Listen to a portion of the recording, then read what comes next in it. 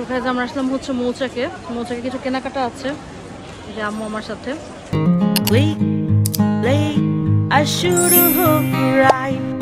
fashion food lifestyle on the side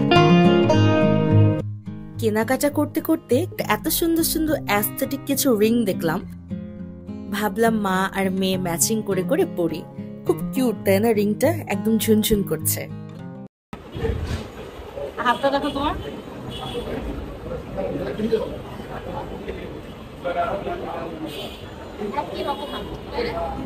আজকে আমাদের অনেক কাজ আছে আমরা এখান থেকে চলে যাব নিউ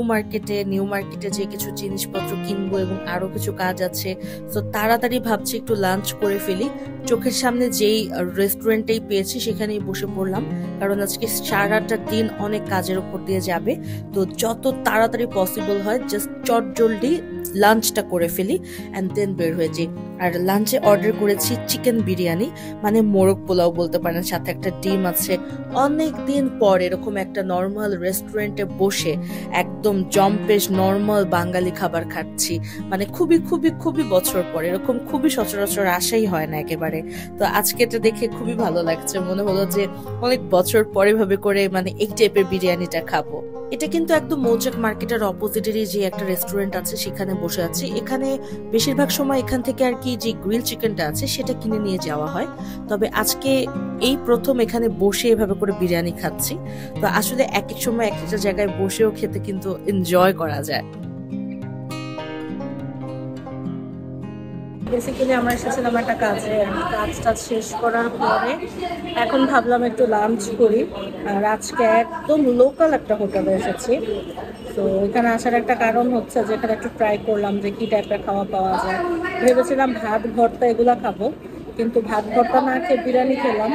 তো কাজ আরও বাকি আছে সেজন্য ভাবলাম যে এখান থেকে লাঞ্চ করে ফেলি অ্যান্ড এই তো আজকে ভালোই লাগছে ডিফারেন্ট টাইপের খাবার টেস্ট করলাম অনেকদিন পরে ডিফারেন্ট একটা পরিবেশে এসে অনেকদিন পরে বসলাম খুবই ডিফারেন্ট পরিবেশ কিন্তু মানে এরকম পরিবেশে কখনোই এসে বসা হয় না খুবই রেয়ার বসা হয় এরকম পরিবেশে বেশিরভাগ যখন ঢাকার বাইরে যাই তখন আর কি লোকাল রেস্টুরেন্টগুলোতে বসা হয় কিন্তু আজকে অনেকদিন পর বসলাম আর এখন আসলে আগের মতো তো ওরকম নাই যে আর মেয়েরা যে অন্য জায়গায় যে বসতে পারবে না এখন অনেক চেঞ্জ হয়েছে মানুষদের লাইফস্টাইল ও কথাবার্তাও সবকিছু চেঞ্জ হয়েছে মেন্টালিটি চেঞ্জ হয়েছে